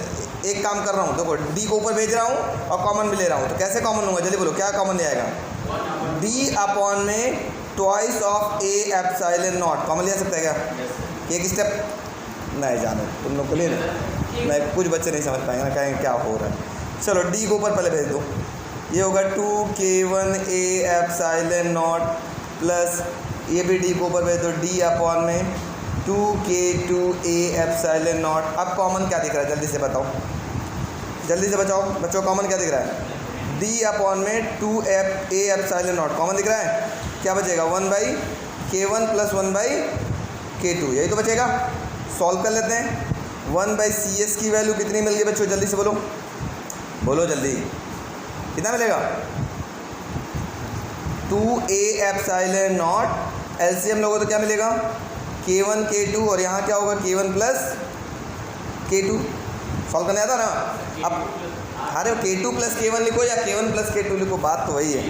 तो CS की वैल्यू कितनी मिलेगी, CS की वैल्यू मिलेगी, पलट लो, ये हो जाएगा 2A epsilon not by D, और ये हुआ K1 K2 अपॉन में K1 प्लस K2। लिख सकते हैं क्या ऐसा, ये हो गया CS1, पहला वाला हम लोगों ने सॉल्व किया, या CS बोल रहे हैं, कुछ भी बोल सकते हो, CS1 या CS कुछ भी बोल रहे। मतलब इधर का फिगर सॉल्व हो गया, A वाला हो गया, ठीक है। अब B वाला सॉल्व कर ले जाए, उसका जो नेट कैपेसिटेंस आएगा उन दोनों का रेशियो निकालना, दोनों को डिवाइड कर देना होगा। चलो अब देखते हैं ये किस में है, पहले इसमें C1 निकालते हैं। जल्दी से बताओ इसमें C1 कितना होगा, देखते हैं कौन बच्चा बताएगा। एरिया देखो, प्लेट आधा हो गया है, अब डिस्टेंस, अब देखो ये क्या हो गया, ये मान लो अगर पॉजिटिव प्लेट है ऐसे, ये नेगेटिव प्लेट है, तो ये किस में कनेक्टेड दिख रहे हैं? पॉजिटिव पॉजिटिव से कनेक्टेड है, नेगेटिव नेगेटिव से कनेक्टेड। तो ये दो अलग अलग कैपेसिटर होगा, ये एक अलग हो गया, ये एक अलग हो गया। पॉजिटिव पॉजिटिव से कनेक्टेड है, नेगेटिव नेगेटिव से कनेक्टेड है, तो ये कॉम्बिनेशन किसका होता है? पैरेलल का। ठीक है, तो पहले निकालते हैं C1 C3 की वैल्यू कितनी होगी इसमें। C1 नहीं है, इसमें क्या है? C3। C3 की वैल्यू जल्दी बताओ बच्चों, क्या होगा? कौन बताएगा? देखते हैं C3 की वैल्यू क्या होगा। ये वाला कैपेसिटर कितना होगा? इसमें डाइलेक्ट्रिक कितना भरा गया था? मैंने लिखा नहीं है क्या?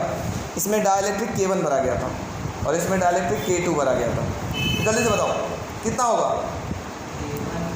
K1 A/2, क्योंकि एरिया क्या हो गया? A/2।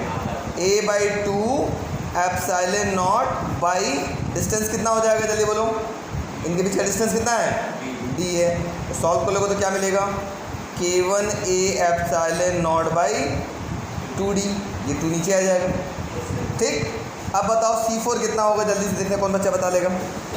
C4 कितना होगा? जल्दी बताओ, बताओ जल्दी जल्दी बोलो बच्चों।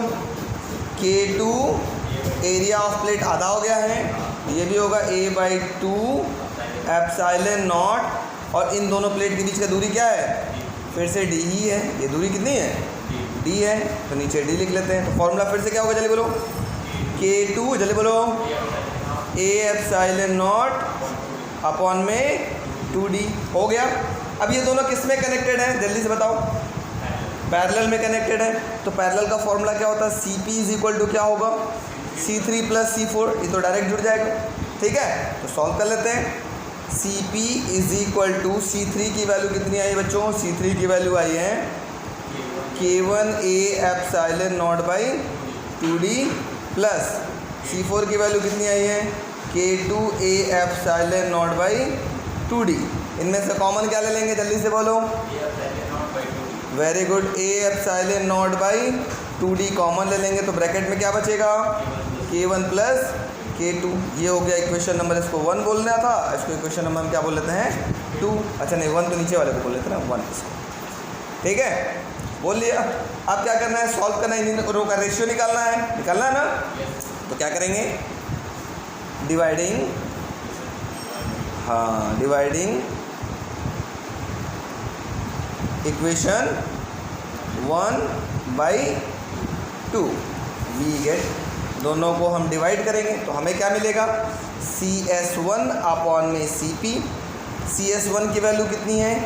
A एप्सिलॉन, हाँ 2A epsilon not by D, और K1 K2 होल अपॉन में K1 प्लस K2, ऐसे लिख सकते हैं। इसको डिवाइड करेंगे किससे? CP की वैल्यू क्या आई है? A epsilon not by 2D। ठीक है, और ब्रैकेट में इसके आया है ऊपर कितना है? K1 plus K2, K1 plus K2। बोलो बच्चों, कोई दिक्कत? अब ये यहाँ मल्टीप्लाई हो जाता है और नीचे वाला सबसे ऊपर मल्टीप्लाई हो जाता है। अब ये देखो कटेगा जो, काट दो। A एप्सिलॉन नॉट से A epsilon not cancel, D से D कैंसिल हो गया। अब क्या बच्चा? देखे कौन बच्चा समझ गया? जल्दी से बताओ क्या बचा? CS1 अपॉन में CP की वैल्यू कितनी आएगी? जल्दी से बोलो बच्चों, वीडियो वाले बच्चों बोलो। ये 2 जाओ ऊपर कितना हो जाएगा? 4 हो जाएगा, नीचे 2 जो है ना ऊपर चला जाएगा, कितना होगा? 4 K1 K2 होल अपॉन में K1 प्लस K2 का होल स्क्वायर हो जाएगा, क्योंकि ये यहाँ मल्टीप्लाई हो जाएगा। ये आपके पास आंसर हो गया। बात समझ में आ गई बच्चों, वीडियो वालों? और शायद क्वेश्चन में आपके पास K1 K2 की वैल्यू गिवन है, K1 K2 की वैल्यू गिवन है, आप पुट कर लीजिए। K1 की वैल्यू कितना बोल रहा है? K1 की वैल्यू बोल रहा है 2, और K2 की वैल्यू कितना दिया है? 3 बोला है, तो निकाल लो। CS1 अपॉन में CP इक्वल टू 4, K1 की जगह हो गया 2 और K2 की जगह हो गया 3 अपॉन में 2 प्लस 3 का होल स्क्वायर। कितना हो जाएगा? मल्टीप्लाई करो, 4 दूना के 8 और 24। ठीक है, और नीचे कितना हो गया? 25। बात समझ में आ गई? ये आपका आंसर हो गया। नोट कर लो फटाफट। क्वेश्चन नंबर जो 3 है उसमें क्वेश्चन है, in figure X Y represent parallel plate capacitor having same area, दोनों का एरिया भी क्या है, सेम है, एंड डिस्टेंस बिटवीन देम, मतलब इनके बीच का प्लेट्स की जो दूरी है डी भी क्या है, सेम है। तो what is the relation between energy stored in capacitors, इनके बीच में एनर्जी स्टोर्ड इन कैपेसिटर का फॉर्मूला क्या होगा। अच्छा देखो बच्चों, अब ध्यान से सुनना, अगर इसकी कैपेसिटेंस अगर एयर है तो इसका फॉर्मूला क्या होगा, जल्दी से बोलो, A epsilon not by D होगा क्या, ध्यान से देखना। और अगर इसके अंदर डाइलेक्ट्रिक भरा गया है, इसको हम सी बोल लें, तो इसका कैपेसिटेंस कितना होगा, या C1 बोल लें, इसका कैपेसिटेंस कितना होगा, जल्दी से बोलो, ये होगा के A epsilon not by D, यही तो होगा, नहीं होगा, होगा। अब A epsilon not by D की जगह आप क्या लिख सकते हो, अच्छा इसका नाम क्या है, इसका नाम कुछ दिया गया क्या, अच्छा इसका नाम x है, इसका नाम क्या है, y है, तो इसको हम CX बोल लें, चलो इसको हम CX बोल लें, ये x वाले का ये था, सॉरी कौन x है भाई कौन y है, अच्छा ये y है, ये एयर वाला y है, तो एयर वाले का फॉर्मूला CY बोल लेते हैं, ठीक है। और इसके अंदर डाइलेक्ट्रिक भरा गया ये x है, तो इसको हम बोल लेते हैं CX, बोल सकते हैं क्या। अब ध्यान से देखो, बहुत सिंपल सी बात है, CX की वैल्यू क्या दिखाई दे रहा है, के A epsilon not by D की जगह आप क्या लिख सकते हो, CY लिख सकते हैं, ये हो गया CY, इक्वेशन नंबर 1, कोई तकलीफ। अब क्वेश्चन ये अराइज होता है, यहीं हम लोग फंसते हैं, क्वेश्चन ये अराइज होता है एनर्जी स्टोर्ड इन कैपेसिटर का फॉर्मूला क्या होता है, जल्दी से बताओ तो, तुमने पढ़ा हाफ CV², है ना, या एक और फॉर्मूला पढ़ा था, मैंने बताया था लेकिन याद नहीं होगा, वो था Q²/2C, इसी को सॉल्व करके हाफ CV² आया था, ठीक है, ध्यान से सुनना।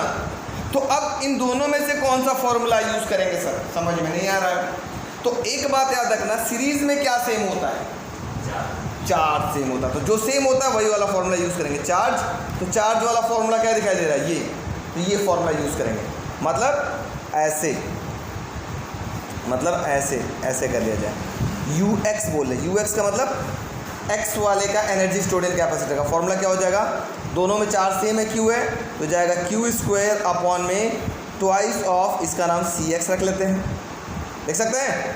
अगर इसी तरह से y वाले का एनर्जी स्टोर्ड निकालना चाहोगे तो जल्दी बताओ UY की वैल्यू कितनी होगी, जल्दी बताओ, y वाले में भी चार्ज क्या है, सेम है, Q है, तो उसको लिख सकते हो क्या, Q² ट्वाइस ऑफ, इसका कैपेसिटेंस हो जाएगा CY, लिख सकते हैं क्या। दोनों को हम लोग इक्वेशन को डिवाइड कर लेते हैं, इन दोनों इक्वेशन को हम क्या करते हैं, डिवाइड कर लेते हैं, तो लिखेंगे डिवाइडिंग इक्वेशन, इसको 1 नहीं मानते, इन दोनों को 1 मान लेते हैं, इसको 1 मान लेते हैं और इसको 2 मान लेते हैं, दोनों को डिवाइड कर लेते हैं, डिवाइडिंग 1 into वी गेट, दोनों को डिवाइड करोगे तो क्या मिलेगा आपको, जल्दी बताओ, UX अपॉन में UY की वैल्यू कितनी मिलेगी, UX की वैल्यू कितनी हो गई, Q²/2 ऑफ CX, और UY की वैल्यू कितनी होगी, Q²/2 ऑफ CY, Q² से Q² और 2 से 2 कैंसिल, ये यहाँ मल्टीप्लाई होता है और ये चीज़ ऊपर मल्टीप्लाई होता है क्या, yes no, yes sir.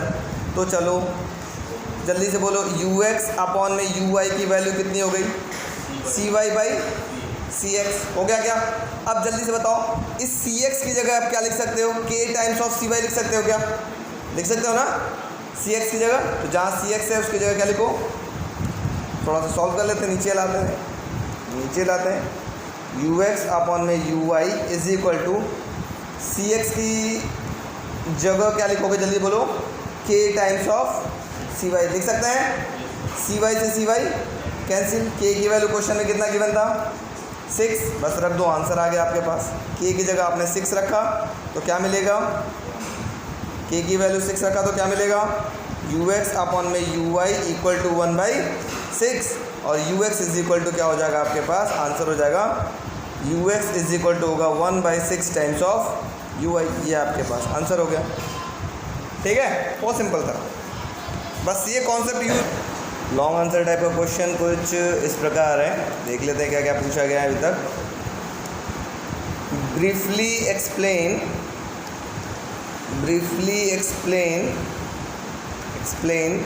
The principle of capacitor कैसे काम करता है, और कैपेसिटेंस निकाला parallel plate capacitor separated by dielectric medium, याद है ना, अगर बीच में डाइलेक्ट्रिक डाल दिया गया तो उसका कैपेसिटेंस कितना होगा, ये फॉर्मूला भी आपको निकालने के लिए डिराइव किया गया कर रहा है। फॉर्मूला क्या आता था, याद है किसी को, C equal to C naught upon में 1 माइनस T/D प्लस T/KD, याद आ रहा कुछ, ये फॉर्मूला डिराइव करवाए हैं। देखो यही डिराइव करने के लिए 5 नंबर में क्वेश्चन आता है, तो आता है यहाँ से। आगे क्वेश्चन देख लेते हैं, इसका स्पेशल केस भी आपको डिराइव करना होगा। ये भी क्वेश्चन है देखो कि derive the expression for capacitance of parallel plate capacitor when dielectric slab of constant K और जिसका थिकनेस D/2 हो गया है बट ऑफ सेम एरिया और वही कर दिया गया। मतलब आपके पास फॉर्मूला क्या था, C इक्वल टू होता है C नॉट अपॉन में 1 माइनस T/D प्लस T/KD होता है ना। अब वो T की जगह बस आपको क्या लिख देना होगा, D/2 और सॉल्व कर देना। पूरा ऐसे ही डिराइव करते हुए यहाँ तक जाना। और क्वेश्चन में क्या बोल रहा है कि ये जो डाइलेक्ट्रिक रखा गया है इनके बीच में, ये वाला, इसकी थिकनेस T की वैल्यू किसके बराबर है, D/2 के बराबर है। तो जहाँ जहाँ T है उसकी जगह क्या रख देना, D/2 रख देना, सॉल्व कर देना। ठीक है, तो ये हो जाएगा C इक्वल टू, ऐसा क्वेश्चन शायद हमने कराया भी था, T की जगह हो जाएगा D/2 अपॉन में D, ठीक है, प्लस D/2 अपॉन में KD। ठीक, D से D कैंसिल हो जाएगा, D से D कैंसिल हो जाएगा, क्या मिलेगा, C equal to C naught upon में 1 माइनस 1/2 प्लस 1/2K, और K की वैल्यू जो देगा डायरेक्ट्रिक रख करके सॉल्व कर लेना, आंसर आ जाएगा। समझ में आया? तो ये भी क्वेश्चन आपके पास बोर्ड एग्जाम में बहुत बार आए हैं, आप लोग को दिख रहा होगा। थोड़ा और बड़ा कर देते लोग, जूम। हाँ, डिराइव करना पड़ेगा, यहाँ तक डिराइव करना पड़ेगा। मतलब parallel plate capacitor with dielectric slab का पूरा कहानी डिराइव करना ही करना है आपको, उसके बाद फिर सॉल्व करेंगे। ठीक है, 5 नंबर ऐसे ही नहीं देगा, डायरेक्ट फार्मूला लिख दिया और कह दिया कि sir T equal to D/2 रख दे, तो ऐसा नहीं। देखो पूरा डिराइव किया ना, देखो डिराइव करने के बाद फिर जहाँ जहाँ T था उसके जगह D/2 पुट कर दिया, सॉल्व कर दिया। ठीक है, फिर क्या है, ये तो इस बार कह रहा है कि नहीं आ रहा है, लेकिन ये तो बहुत बार आया था। Derive the expression for energy stored in capacitor, आया था ना फॉर्मूला 1/2 CV², या एक और फॉर्मूला आया था Q²/2C। ये एनर्जी स्टोर्ड इन कैपेसिटर का फॉर्मूला डिराइव करने के लिए बहुत बार आता है। और साथ में एक और चीज़ आता था, energy stored per unit volume, U/V भी आता था, लेकिन है ही नहीं सिलेबस में, इस बार कह ही नहीं रहा, तो हमने नहीं बताया उसको। ठीक है, यहाँ पे दे रहा होगा, देखो एनर्जी स्टोर्ड, हाँ ये देखो energy stored per unit volume. ठीक है, तो ये है ना सिलेबस में, तो कोई ज़रूरत नहीं इस पर फोकस करने की। आगे बढ़ते हैं, सब 5 मार्क्स के क्वेश्चन में है, ये पूछे जा रहे हैं आपके पास। ये देखो next, find the expression for energy stored in capacitor. वही चीज़ है, एनर्जी स्टोर्ड इन कैपेसिटर की कहानी आपको बता रहा है। और एनर्जी लॉस, ये भी चैप्टर में नहीं था तो हम नहीं कराएं, छोड़ दिए हैं। कितना एनर्जी लॉस होता है वो भी नहीं आपके पास है, सिलेबस में है ही नहीं, निकल गया है, काम ख़त्म है। हाँ, अब ये देखो very important, distinguish with the help of suitable diagram different behaviour of conductor and dielectric placed in external electric field, how is the polarised dielectric modify the original electric field. वही शायद हमने आपको याद होगा पढ़ाया था, डाइलेक्ट्रिक्स, टाइप्स ऑफ डाइलेक्ट्रिक्स के बारे में बात किया था, पोलर डाइलेक्ट्रिक्स और नॉन पोलर डाइलेक्ट्रिक्स, उसी के बिहेवियर के बारे में आपको एक्सप्लेन करना है। ठीक है, फिर अगला चीज़ क्या करना है, अगले क्वेश्चन में वही है, कनेक्टेड या डिसकनेक्टेड का केस होगा। देखो, a capacitor C is charge fully by connecting it to a battery. देखो बैटरी से कनेक्ट कर दिया गया, ठीक है। तो अब अगर कनेक्टेड के केस में चार्ज की वैल्यू क्या होती है, इलेक्ट्रिक फील्ड की वैल्यू क्या होती है, और एनर्जी की वैल्यू क्या होती है, याद है ना, मैंने बताया था, याद है कि नहीं सबको।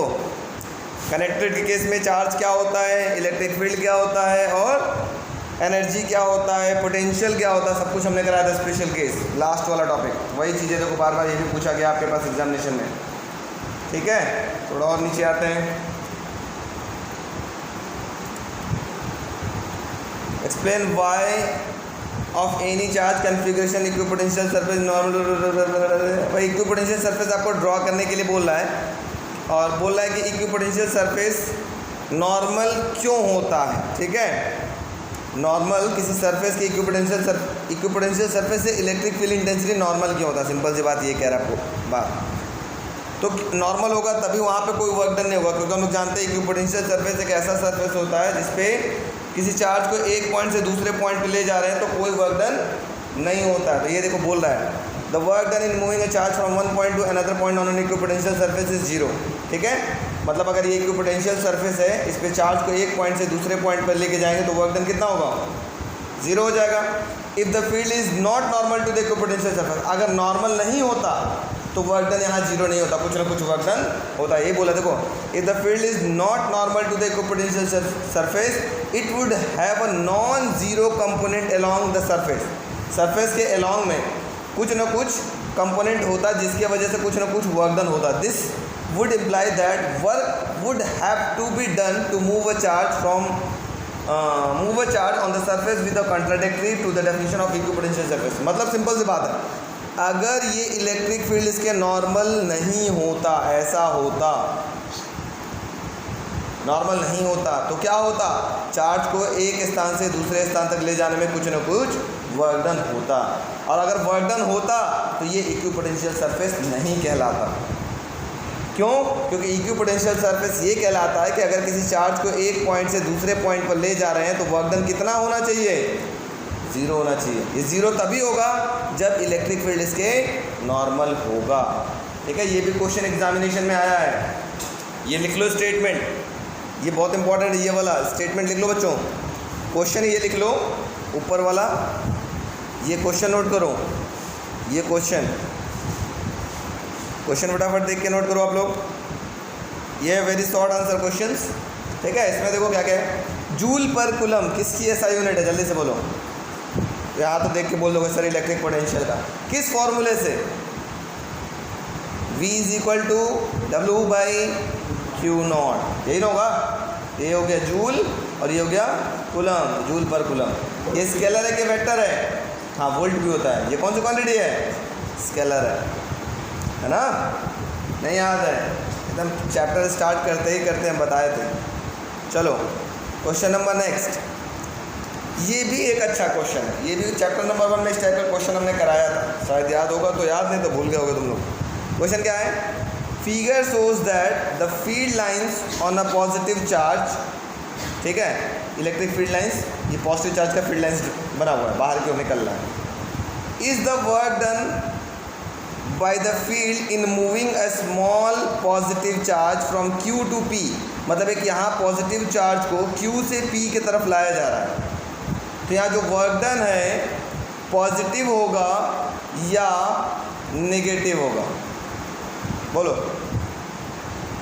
तो भाई इलेक्ट्रिक फील्ड इधर जा रहा है, इसके अगेंस्ट में अगर किसी चार्ज को लाएंगे तो वर्क डन कैसा होगा, negative. The work done by the field is negative, this is because the charge is move against the electrostatic force. उस फोर्स के किधर जा रहा है, अगेंस्ट जा रहा है, तो वर्क डन कैसा होगा, नेगेटिव। अगर इसी क्वेश्चन में पूछते हैं इस चार्ज को हम P से Q ले जाते हैं तो वर्क डन क्या होता, जीरो होता, पॉजिटिव होता ना जी। जिस डायरेक्शन में फील्ड लाइन जा रहा है अगर उसी डायरेक्शन में वर्क डन भी हो रहा है, चार्ज भी मूव कर रहा है, तो वर्क डन कैसा होगा, पॉजिटिव। नहीं सर, अरे पॉजिटिव नेगेटिव का कॉन्सेप्ट क्या होता है, वर्क डन 11 याद है, 11 याद है, 11th में था positive work negative work. Positive work क्या था, जिस डायरेक्शन में फोर्स लग रहा है उसी डायरेक्शन में अगर डिस्प्लेसमेंट होता है तो वर्क डन कैसा लिया जाता है, पॉजिटिव। लेकिन अगर फोर्स इधर लग रहा हो और डिस्प्लेसमेंट उसके अपोजिट डायरेक्शन में हो रहा तो वर्क डन कैसा होगा, नेगेटिव। तो देखो फोर्स इधर लग रहा है, इलेक्ट्रोस्टैटिक फोर्स इधर लग रहा है और चार्ज को इधर से इधर भेजा जा रहा है, डिस्प्लेस इधर किया जा रहा है, चार्ज को इधर से इधर भेजा जा रहा है ऐसे। तो बताओ वर्क डन कैसा होगा, देखो फोर्स इधर जा रहा है, चार्ज इधर जा रहा है, तो वर्क डन कैसा होगा, नेगेटिव। समझ में आया वीडियो वालों, यस नो। ये देखो ये भी क्वेश्चन क्या है, the field lines of negative charge are as shown in figure. ये नेगेटिव चार्ज का एक फील्ड लाइन से इसके तरफ आ रहा है, ठीक है। Does the kinetic energy of small negative charge, एक नेगेटिव चार्ज है, इंक्रीज और decrease in going from B to A, B से A की तरफ जाएगा तो काइनेटिक एनर्जी इंक्रीज करेगा या डिक्रीज करेगा, ठीक है। तो ध्यान से सुनो, काइनेटिक एनर्जी कौन सा चार्ज आ रहा है? निगेटिव चार्ज आ रहा है। तो ध्यान से सुनना, अगर निगेटिव की तरफ जाएगा तो ये इसको रिपल करना चाहेगा ना, तो इसकी काइनेटिक एनर्जी बढ़ेगी इसके तरफ आते हुए या घटेगी? बढ़ेगी या घटेगी? घटेगी, जाहिर सी बात है। अगर यही पॉजिटिव चार्ज यहाँ पे लाया जाता तो क्या होता? अट्रैक्ट करता, तेज़ी से आता, उसकी काइनेटिक एनर्जी क्या होती? बढ़ जाती। समझ में आ रहा है? Yes no? नहीं समझ में आया? नहीं आया समझ। अगर मैं बोलूँ, अच्छा क्वेश्चन मैं थोड़ा सा घुमा रहा हूँ, मैं बोलूँ एक नेगेटिव चार्ज इससे दूर ले जाया जा रहा है तो काइनेटिक एनर्जी बढ़ेगी या घटेगी? आप बताओ। तो ये तो ऑलरेडी रिपल्सिव फोर्स लगाएगा और ये दूर भी जा रहा है, इसका मतलब काइनेटिक एनर्जी क्या होता? इंक्रीज करता। नहीं समझ में आया? ये और रिपल करेगा ना, रिपल करेगा तो और तेज़ी से ना आगे बढ़ेगा, तो तेज़ी से आगे बढ़ेगा, इसका मतलब काइनेटिक एनर्जी क्या हो रही है? बढ़ रही है। अरे ऐसे समझो, सपोज करो एक पॉजिटिव चार्ज यहाँ है, दूसरा पॉजिटिव चार्ज यहाँ है, ये पॉजिटिव इसके तरफ लाओगे तो इसकी वेलोसिटी धीरे धीरे घटेगी या बढ़ेगी? ये पहले बताओ। ये बहुत तेज़ी से आ रहा था, आते आते आते क्या इसकी वेलोसिटी उतनी ही रहेगी या घट जाएगी?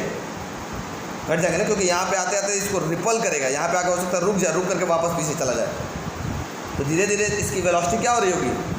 डिक्रीज कर रही होगी ना। नहीं समझे वीडियो वाले बच्चों? नहीं समझ में आया ना? एक को समझ में आया। और मुझे ये बताओ, अब मुझे ये बताना है, एक पॉजिटिव चार्ज यहाँ रखा है, एक नेगेटिव चार्ज इसके तरफ ला रहे हैं, बताओ इसकी वेलोसिटी बढ़ेगी या घटेगी? वेलोसिटी बढ़ेगी या घटेगी? ओह माय गॉड, रीस्टार्ट करो।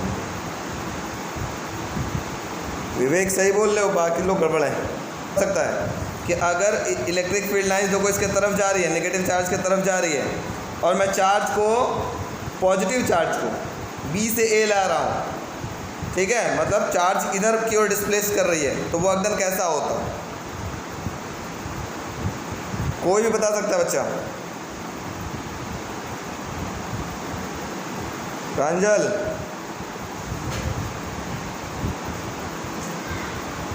नवीन, क्या नाम है, नीरज, कोई भी बच्चा बोल सकता है, सोच के बोलो। वर्क डन कैसा होता? सिंपल सी बात है, अगर दोनों चीज़ एक ही डायरेक्शन में जा रही है तो वर्क डन पॉजिटिव, और दोनों अपोजिट गए तो वर्क डन कैसा? नेगेटिव। सिंपल सी बात। तो देखो इलेक्ट्रिक फील्ड भी इधर जा, मतलब फोर्स भी इधर लग रहा है और डिस्प्लेसमेंट भी इधर हो रहा है, तो वर्क डन कैसा होगा? जल्दी बताओ, कैसा होगा? पॉजिटिव। ठीक है। अगर वही आप ए से भी लेके जाते हैं तो वर्क डन कैसा होता?